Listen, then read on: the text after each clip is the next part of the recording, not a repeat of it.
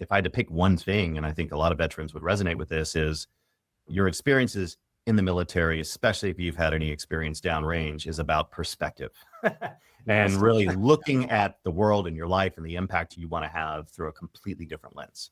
And you have a greater degree of discipline then, because of that, to eliminate things from your life that really are either adding no value or are blockages and threats to living a meaningful, purpose-driven life that'll have a positive impact on others. Welcome to Passion Struck. Hi, I'm your host, John R. Miles, and on the show, we decipher the secrets, tips, and guidance of the world's most inspiring people and turn their wisdom into practical advice for you and those around you. Our mission is to help you unlock the power of intentionality so that you can become the best version of yourself. If you're new to the show, I offer advice and answer listener questions on Fridays. We have long-form interviews the rest of the week with guests ranging from astronauts to authors, CEOs, creators, innovators, scientists, military leaders, visionaries, and athletes. Now, let's go out there and become Passion Struck.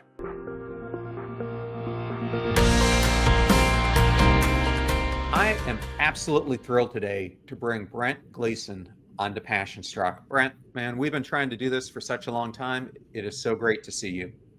Great to see you, brother, and honored to be on the show. I'm glad we finally got it on the calendar. As you and I were talking about before you came on, my father was UDT Class 16, going way back, old school frogman. Yep. And I grew up around the teams before I even served myself. And there's this kind of unspoken thing. You don't need rank or a trident to recognize the way that someone carries themselves after they've served. I think that shared wiring we have as veterans is unmistakable. But when you think about your time in the teams, what's the moment, big or small, that shaped who you became after? I think there's an aspect, of course, that was a longer culmination of different types of identity transformation and experiences that obviously forge who we are during that transition period, and how those experiences positively or otherwise influence every aspect of our lives. Obviously, it depends on the types of experiences you have when serving.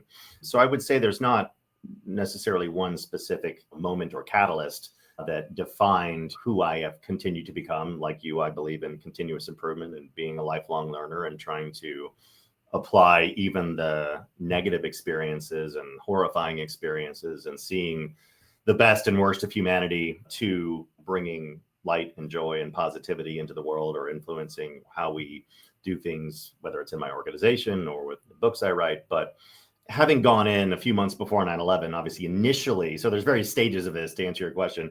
Initially, totally different vision for what service was going to look like, even if by the grace of God, service was in the Naval Special Warfare community, which it was.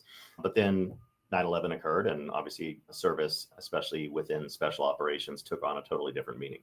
And then having deployed multiple times to combat zones and having a lot of combat experience pales in comparison to many of our brothers and sisters. I do want to say that I've got friends and teammates who've done 13, 14, 15 combat deployments, and that's a whole different ballgame. But for me, I think it is a constant state of reflection on what those experiences have meant to how I approach being the best possible husband that I can be, being a fully present parent, being a responsible leader of my organizations, and first and foremost of myself. So trying to draw any type of positive experiences from that around discipline, personal accountability, narrowing your focus. And also, if I had to pick one thing, and I think a lot of veterans would resonate with this, is your experiences in the military, especially if you've had any experience downrange, is about perspective and really looking at the world and your life and the impact you want to have through a completely different lens.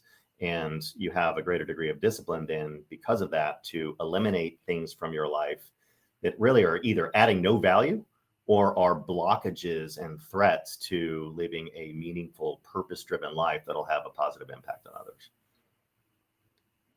Yeah, for guys like my father and your father, coming from the earliest UDT era, Vietnam War, that identity shift for them after service was massive. But when I still talk to veterans today who are transitioning, that identity shift is still pretty massive. What piece of the brotherhood did you find the hardest to replace as a civilian? It's probably similar to what most would say around the camaraderie and the community and the support that you feel. The brotherhood is real. It's very real. It's something that, as you well know, I was just at a veteran suicide prevention gala here in Coronado this past weekend for vets. One of my Bud's classmates and former teammates. He was at Dev Group for many years. He started this foundation. They created the new Netflix documentary In Waves and War, talking about, it's the best documentary I've ever seen on the impact of combat on the human mind and what gets into the impact of psychedelic therapy You as mean well. Marcus? Yeah, Marcus Capone. Yeah. Yeah. And Marcus and Amber, they're a dynamic duo. And you'll go to these things or other types of events or reunions, and you'll see people. I saw Matt Roberts, who I graduated with, haven't seen him probably since graduation, or maybe some events here in California many years ago. Let's say I haven't seen him in 20 years. It's like we saw each other a year ago or 6 months ago. You pick up right where you left off, and you cannot replicate that type of forged connectivity in any other type of organization or experience anywhere in the world. So you miss that, but obviously there's things you can do to stay involved in the community. I mentor guys into and through Buds. It's nothing super formal, but I'm on the board of the SEAL Family Foundation. My wife and I are blessed enough to be able to financially support organizations like vets and things like that. So I think it's important, not just from a giving back standpoint, selfishly for veterans, to find ways to stay connected to those communities. It's very healing, but also altruism and giving back to those communities is one of the best ways that veterans heal. I got to meet Marcus and Amber in the most ironic of places. I agreed to do a 4x4x48 exercise, and they were there. They didn't participate in it, but there were about 60 or 70 former operators who were there, and it was across all the branches. The only one that wasn't represented was Coast Guard, and it was pretty ironic to me how much all of us who've served, who've been in combat, all have the same kind of trauma response that we're dealing with. It was like 99% the same for all of us. And as I was talking to people who were there who had used psychedelics in one way or another to get through their trauma, most of them had tried everything. Yep. And it was crazy that the efficacy was like 75%, 80% or higher. So I really think what Marcus and Amber are doing with this documentary that they've done, everything else, is going to be life-changing for so many people. Absolutely. Every operator I know who has tried psychedelic therapy, and non-military who have tried it in different capacities, not through these types of nonprofit organizations, but on their own, has been absolutely life-changing for them. And like you see in the documentary, one of my favorite lines of the documentary is when DJ says, "So you're telling me that my wife is forcing me to go down to Mexico to do psychedelics." Okay. But at the same time, it is a proven fact thus far, coming from their own testimonies, that this is literally, not figuratively, but literally saving lives. So your first book was titled Embrace the Suck. And it's a phrase that I hear a lot. One of my Naval Academy classmates and friends, Mark McGinnis, who you might know, Yep. uses the phrase a lot. I had William Brenham on the show. He talks about it a lot, as do most of the SEALs I know. But for someone who isn't familiar with that phraseology, why did you decide to write a book about it?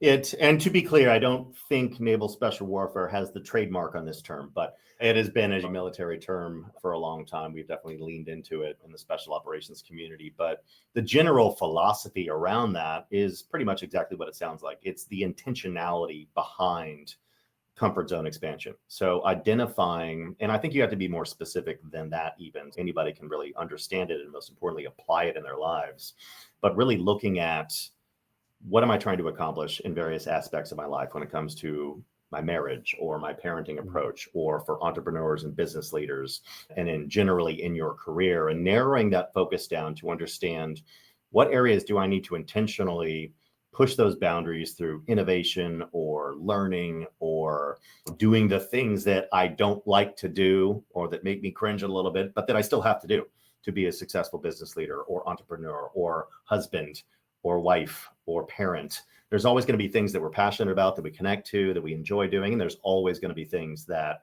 we just frankly don't like to do. And we always put them off or we minimize them, especially in our professional lives and careers, but yet we have to do them. And what I found too, when you embrace the suck in those capacities, really lean into those things, you're building those mental calluses and you're building skills in those areas where you even start to enjoy those things. And then you go find the next obstacle and you lean into that one and you do it again and again. And you start to really expand the boundaries of your comfort zone, again, with purpose, with strategy behind it, and with intentionality, so that you're in a continuous state of not just improvement and learning, in a continuous state of developing resilience and mental fortitude and even physical fortitude, if it's in a more of a health and wellness aspect of your life. But because of what we do at my company, we're at Accelerate, we're a hybrid of enterprise management consulting and software, but we spend a lot of time in driving growth and transformation in large organizations. Always includes degrees of leadership and talent development, team cohesion,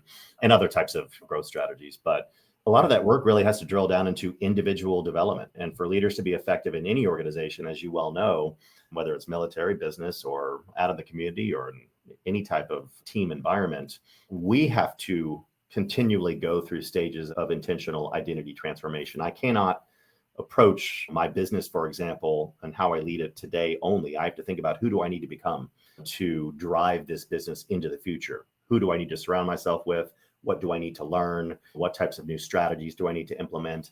And that requires a lot of embracing of the suck. So I thought it'd be a fun project. And I think, like most of the things that I end up doing, it was my wife's idea originally, as it was with the new book. But it was an exploration into personal development that I had not done. I had not been a big digester of self-improvement content or books or podcasts.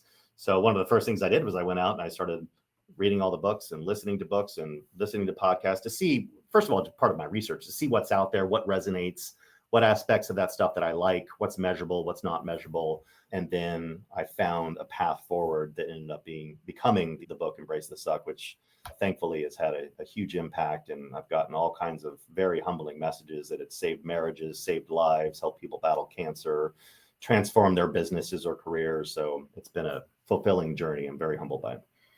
Before we get into your new book, I wanted to follow up with what you just said for a second, because this whole podcast, when I started it, it was all based on the idea of behavior change is possible, but it takes intentional choices to reshape how you're living your life in order to do it. So intentionality has been the core of everything we do here. And I had this discussion with Angela Duckworth, the Wharton professor who wrote Grit, and we were talking about West Point because that's how she opens up the book. And I was talking about the Naval Academy, and I tried to get her to go to this topic. And I said, my experience, whether it's Beast Barracks or Plebe Summer or getting through, you can have all the passion and perseverance that you want in life, but if it's not aligned in the proper direction, you're not going to end up with where you want to go.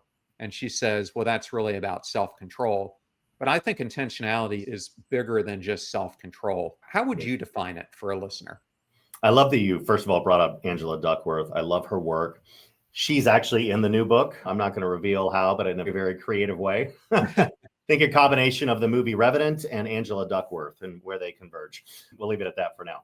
But absolutely, I couldn't agree more. When it comes to having a strategic intent behind developing grit, developing resilience, it's not just about extreme ownership and mental fortitude and all the things that we talk about. Just like in any good strategic approach to any project or initiative, whether it be business or personal, you have to identify and clarify, what is the mission? What am I trying to accomplish here? What is the desired outcome at the end of this journey? Or if there's no destination, then what does that journey need to look like? How am I going to measure those incremental improvements in my own personal grit and resilience and fortitude? And what is that going to mean for my life? How is that going to impact my relationships, my work, my personal well-being, whatever those categories need be. And like she writes about, and I know are based on a lot of your philosophies as well, there has to be a specific design to your process when it comes to learning, when it comes to mentorship and guidance that you want to receive from others who've been down that path. All those things have to be very specific and by design, so that it is aligned with your desired outcomes, even going down to, okay, I have this path that I want to go down. I know, just like if the Naval Academy is teaching you a mission planning scenario, they're going to talk about commander's intent. What is the strategic objective we're trying to accomplish? What resources am I or we going to need to achieve that desired outcome? Let's list them out. Who owns those? How are we going to acquire those? What do we not have that we need to acquire? Next would be like, what are the threats and blockages that are going to stand in the way of achieving this desired outcome? And that gets into what things or bad habits or people do I need to eliminate from my life, completely or otherwise, in order to clear a better path to set myself up or my team or my family for a greater degree of success.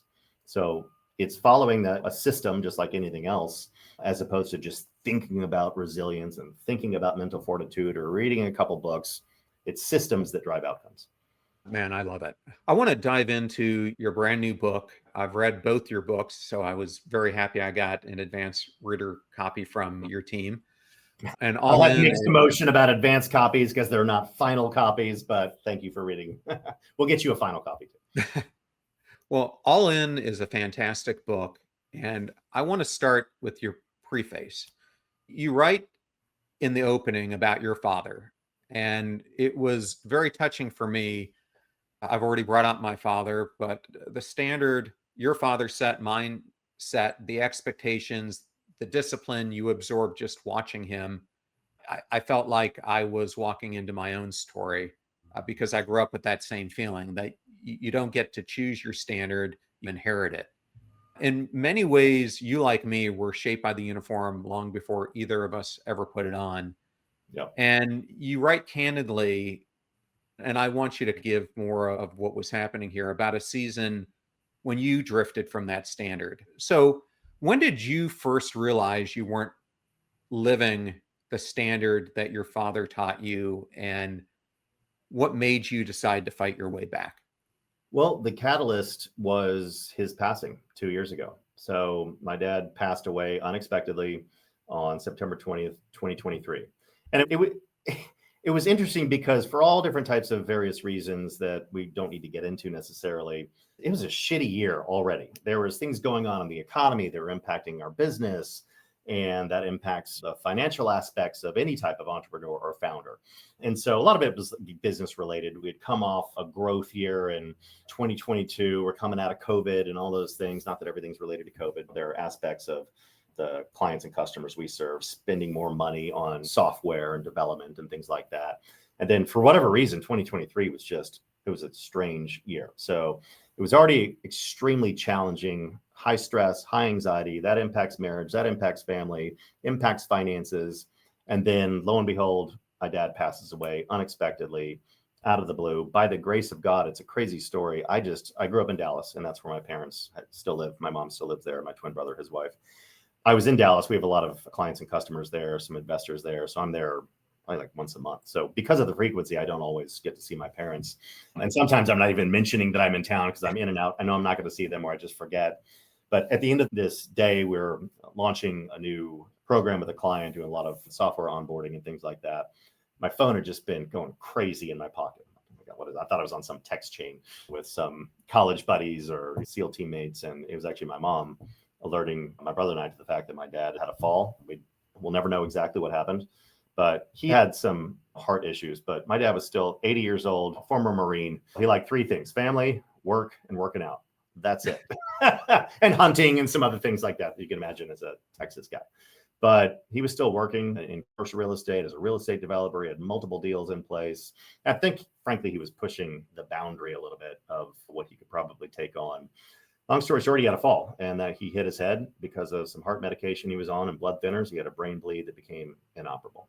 And like I said, by the grace of God, I just happened to be in Dallas. And so literally the CEO of this client organization, he's like, let's go. We got in his Corvette and he drove somehow it was like parting the Red Sea through Dallas rush hour traffic to get all the way from Carrollton to Presbyterian Hospital, where I got to spend his last 15 hours by his side. But that anytime, again, as veterans, especially veterans who go down range, we're not immune or separated from the reality of loss and death. but someone close to you, a parent, a sibling, a child, God forbid, that is going to ignite a period of deep reflection and looking at our own mortality and looking at the realization of the fact that time is our most valuable commodity. We spend it freely every day without ever knowing the balance in our account. And so what does the rest of my life need to look like? Where have I really gone off the path that I preach about, that I have a desire to live by, and certain guiding principles? And so during that period of reflection, I was identifying things that I need to start doing or do better, and things that I need to stop doing and eliminate from my life, whether that be bad habits or toxic relationships or business strategies and approaches, even that level of granularity that need to evolve or stop, so that I can open the pathway to something better in all of those important categories of being a better husband, a better parent, a better founder, better leader. And for me, one of those, and I write about this in the first part of the book, is one of those was I identified the fact that I was going to eliminate alcohol from my life completely, starting right then and there. And that was 2 years ago. I remember you and I texting about that. I had seen you post about it on social media and reached out because I had stopped drinking myself maybe 6 months before that, and was just, if you need someone to help you through it. But I remember, and in this scene, it made me think about my own self, because you're in the hospital with your dad, and part of it, to kind of, I guess, ease yourself, you decide to go across the street and grab a couple shots of vodka that you brought back. But I remember myself in my own professional career, there were so many times where I did the same thing. And I can imagine in your mind thinking, I'm leaving my father. He could have died while I'm gone. It's a big wake up call. When you think about your life now, 2 years later, how much has not drinking opened up like your creativity and more the self-awareness that you have? And it's going back to that comment, it's fascinating what you can justify through different types of addiction, not just alcohol, but other types of addiction. The human mind is a fascinating thing. And obviously you can tap into it in a very positive way, but also there's things about the human mind that are powerful that leads us down the wrong path, and we justify it every step of the way. And so for me, in that given moment, I wasn't right in that moment, but I think it was about a week or two after my father's passing and leading up to his funeral, where I made that decision just one day. And I'm an all in, all or nothing. I don't do moderation very well. It's not about easing things back, especially if it's something that I know is important, whether it's something I'm going to start doing or stop doing. And I just made that decision. My wife reminds me that we didn't have a discussion about this prior to making that commitment. And she literally said, "So we're never going to have a glass of wine together ever again?" I'm like, "No, this is just till I'm dead. We just got to stay the course." But I said, "No, we're not." And I know I will never deviate from this path, because that would mean mission failure. And I don't do mission failure. I don't like that. Maybe there'll be hiccups along the way. There have not been at all, frankly.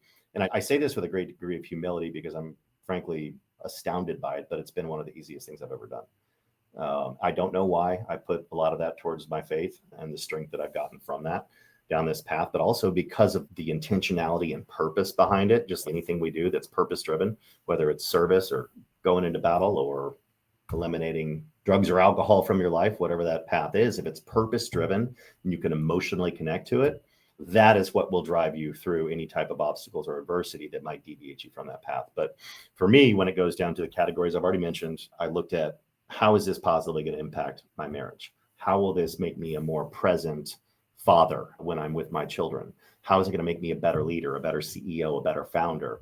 And there was hope there. And I would imagine that, from the friends that I know that made this same choice, especially people that I've respected, whether they were former operators who've done this, because studies show that alcohol also does not have a great positive impact on PTSD or traumatic brain injury.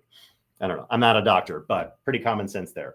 But at the same time, also founders, entrepreneurs who've achieved great, let's just call it great success financially as well, who built companies, sold companies. And I had some degree of success along those paths, but my curiosity was around, what could I be really accomplishing by eliminating this from my life? And every single one of those categories has dramatically improved, so much so that it's hard to actually articulate. My marriage is better than it's ever been. I'm much more present with my children. And we justify the fact that, well, our kids are young, or the younger ones don't really notice these things. They do. They notice everything. And when they're aware of things like alcohol and alcohol consumption, and more than we think they are. And so also just by the nature of making that decision, I think for me, probably I regained respect for my wife. I regained respect for my children. Again, I wasn't a drunk in a ditch on the side of the road, but at the same time, when we're abusing alcohol or other types of bad habits, it has an impact on every area of your life. And then from an entrepreneurship standpoint, and I've since the SEAL teams in grad school, I've only ever been a founder. So entrepreneurship is all I know because I like deep suffering and pain and anxiety. I'm a sadist in that kind of way, but it led me to have the mental clarity and the courage to completely transform our company from old school traditional management consulting into enterprise software, which requires a whole new strategy, requires raising a ton of capital, putting together completely new plans, new people, new talent, me learning new things. So it goes through an identity transformation process as well. And all of those areas have been astonishingly successful, I think, largely due to the fact that I made that tough decision. And well, thank you for sharing that and for being vulnerable about it, because I think it's a message a lot of people need to hear. I have so many people who ask me, "You're still not drinking? What's wrong with you?" And I had stopped drinking a few times before in my life, but this time when I made the decision, I said, August 1st, I am stopping. And I just stopped. But in the months that followed, I would kind of observe everywhere we went, just how much it kind of permeates every aspect of life that's around us. And one of the most impactful things for me is I realized how many of my behaviors were, and even the environments I was putting myself in, revolved around it. And when I eliminated that, so many of the things that were taking me away from the purpose that I felt I was compelled to do went away, and it allowed me to focus on what mattered most. Yeah, completely. And where I want to go with this is, when I was reading your book, a lot of people know who Marshall Goldsmith is, and they know his book, What Got You Here Won't Get You There. But the book that I think is better than that is one that he wrote called The Earned Life.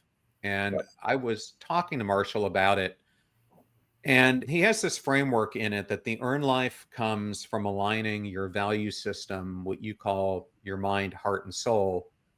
And he says, with your aspirations and your ambitions. Now, aspirations are your long-term goals that you want to achieve, and your ambitions are your more near-term things. Yeah. You say it's anchored by deep self-awareness of what truly matters. And where I wanted to go with this is, for the past 6 or 7 years, I've been on this deep journey of studying the science of mattering. And to me, when you intentionally use the words "what truly matters" in this sentence, it's really profound. Why did you think adding that was so important? The alignment of mind, heart, and soul, anchored by deep self-awareness of what truly matters. Because when we want to be careful about spending too much time in deep self-reflection. Make time for those things. I do it every morning. But at the same time, a lot of people get caught in that trap of trying to find themselves or discover their purpose. It is through action, specific, strategic, purposeful action, that we find deeper meaning in our purpose, our why, and what truly matters in life, through some trial and error, of course, not just sitting around ruminating over what is my purpose in life, or what does my renewed purpose need to be to have a fulfilling, purpose-driven, meaningful life. But we can't really accomplish any of those things without intentionally working on our emotional intelligence and opening up certain degrees of self-awareness through coaching and mentorship and being open to feedback. The highest performers you or I know, and I'm not putting myself in that category, aren't just accepting of radical candor from trusted colleagues, spouses, friends, peers. They crave it constantly. There is a degree of healthy dissatisfaction in their life where, and my friend Terry Crews, actor and former NFL guy, he's hilarious. He's hilarious, but he said something one time. I've heard him say it in interviews. He said it to me one time. I forgot what we were talking about, but he said, "I want to be happy, of course, yes, but always just a little dissatisfied." And I'm like, "God, that's me to a T. I'm never fully satisfied with my station in life." And so having a degree of self-awareness, and some people naturally have a heightened state of emotional intelligence, and others have to work on it a little bit more. All of us have to work on it, whether you start with a solid baseline or not. And that goes to your personal and professional life. But self-awareness on strengths and developmental opportunities or weaknesses is the baseline starting point. But then having the desire and growth mindset to lean into those areas that you need to upskill, whether it's in your relationships or your approach to work or your personal and physical well-being, all those key areas once identified, you have to have enough self-awareness to be accepting of feedback, to crave constructive criticism and feedback, be willing to learn and be willing to do the work. But again, only on the things that matter. It goes back to the general philosophy around the new book, which is titled All In, The Pathway to Personal Growth and Professional Excellence. I like the counterintuitive approach to the term all in, because people are like, how do I be all in? Yeah. What do I need to do? I'm like, you're only all in on the right things, the things that matter. The things that matter to connectivity with your values, the things that matter to what you want to achieve in your relationships and your career, and getting rid of everything else. I don't mean just marginalizing or putting some things off to the side. Being disciplined enough to learn the fine art of saying no, and eliminating bad practices, bad habits, or even toxic relationships are going to stand in the way of that. We only have so much time. We don't know when the end is. And frankly, we just don't have time to just spin our wheels and wasting that valuable commodity on stuff that has no impact. Brent, I was listening to another interview you did, and you were talking about self-efficacy. And where I want to go with this is there's this theory called efficacy theory, where you're living the life you are, and then there's two different dimensions. There's the life you could be living, and there's the life that most of us end up living, which is what we feel we should be living. And in the book, you underline that aligning goals with values is key to purpose-driven action, going from that should to the could. But for someone who is in a rut, they're in all this noise around us today, and they've forgotten their core values, what's your advice to rediscover that core element? Like, how do you do it? How do you get back on that track? It's really about going back to the drawing board. And we all intellectually understand these things. We understand, I can agree that clearly defining values and purpose will lead to a more fulfilling life or help me overcome obstacles. Sure. But the operationalizing of those philosophies is a totally different thing. And therefore, we have to go back to treating it just like any other project we would at work or initiative at home, whether it's cleaning the garage or raising $100 million for your business. It all requires being very specific and intentional, and sometimes going back to the basics and wiping that slate clean and looking at, okay, I'm in a rut. I've spent too much time in this rut, and yeah, maybe I've gotten some feedback and everybody's trying to tell me what I need to do. But for myself, what is going to be realistic for me to actually emotionally connect, to get over this hump and start taking meaningful action so that I can climb out of this bunker of normal human emotion, which we all experience. We all experiences those stages of grief, if you will, regardless of the magnitude of whatever obstacle we hit. But resilient people and teams spend less time, in that emotional state and move more quickly to gathering insight, gathering data, getting some good coaching and mentorship, and then taking action, developing a plan, not a full plan. There's no such thing, but a good old-fashioned 80% plan that they can start to execute and gaining some momentum, and then learning from that momentum and making some specific pivots. I heard a snippet from Jocko in a podcast that we've all heard him say things like this before, but it was about overcoming fear. And in typical Jocko fashion, his response was one word. He said, go. You're like, Oh. yes. What does that mean? But yes.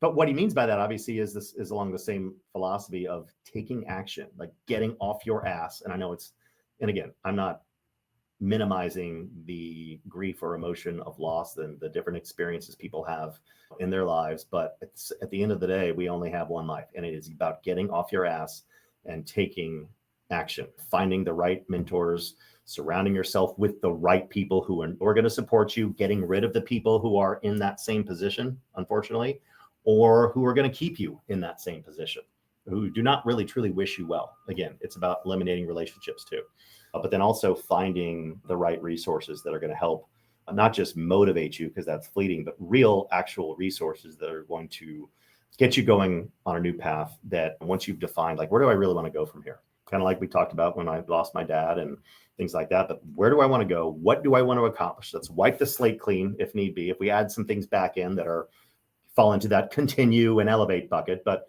what do I need to stop doing? What do I need to start doing? And then putting a prioritized plan in place, and also looking at what needs to go on that stop list is just as important as anything else. What are the bad habits, the relationships, or just the things that I waste time on that add no value that I'm going to commit to eliminating? And just one small incremental improvement every single day, 7 days a week, putting new routines in place, but daily routines and rituals that will actually have an impact on that mission plan, if you will, not just thinking about it or saying, yeah, I'll get to some of these things, but having a systematic approach and daily rituals that'll help start driving that 1% incremental improvement each day philosophy. What you're saying is what Robin Sharma says. Yeah, I love his work. I didn't initially think I would, but I've become a big fan of his. So I have had him on the podcast twice now, and I always love talking to him. I always come out of that with 2 months of full steam on changing the way I'm operating, changing what I'm doing in the company. His book, The 5 a.m. Club, was part of my initial journey. I looked at it, I was like, but his writing style, especially in that book, I've read all his books, but especially in that book, I really connected with it. At first, I was like, this is a different approach, very storytelling based, but it's a fascinating book. I know he took 4 or 5 years to write it, but the 5 a.m. Club and the importance of those daily rituals and the way he presents them also influence All In, my new book. I jokingly say, not really joking, but if Robin Sharma and James Clear and some old Navy frogman had a baby, it would be All In. 3 Men and a Baby, I guess that was an actual movie. So if we all had a baby, it would be my new book, All In. So we don't have time to go through a ton of the book. We've touched on aspects of it. For those who are listening, you really need to pick this up. I purposely didn't go into the remarkable results pyramid because I want you to read the book to absorb it, but it's such a good thing.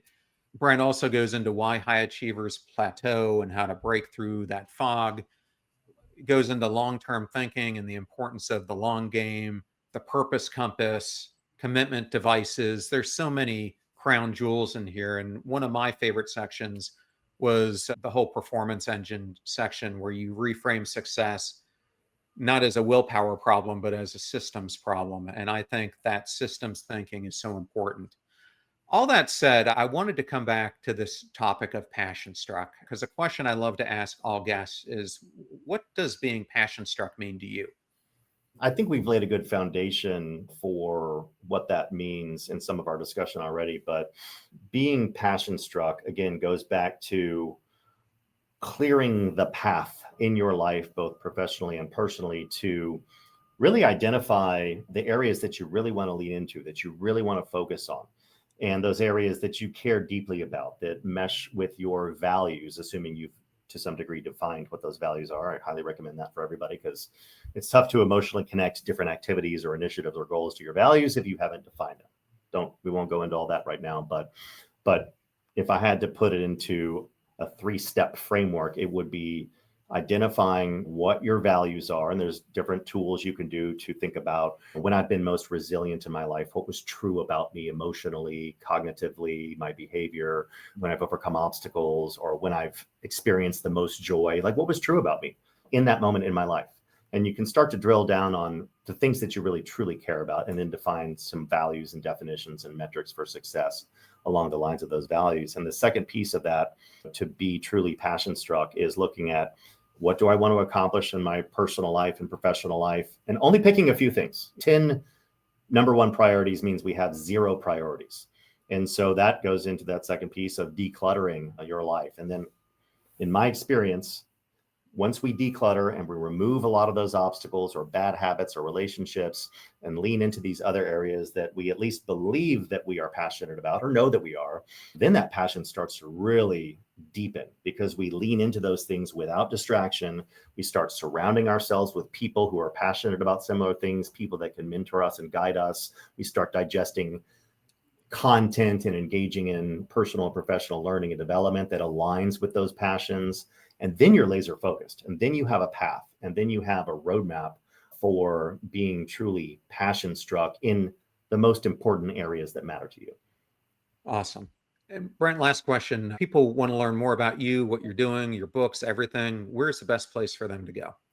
A few areas. I'm on LinkedIn, so just look me up, Brent Gleeson on LinkedIn. There's a search bar there. My Instagram is Brent_Gleeson. And then our company website, I'll just spell it out. Our company name is Accelerate, but the URL is EXLR8.ai. And the book is on any online retailer that you prefer, but the book title again is All In: The Pathway to Personal Growth and Professional Excellence. Awesome. Thank you, Brent, so much for coming on the show. It was Thank such an you. honor to finally make this happen. I am so glad that we got to do it. You're a fascinating guy. I've enjoyed following you as well, and hopefully we can do it again.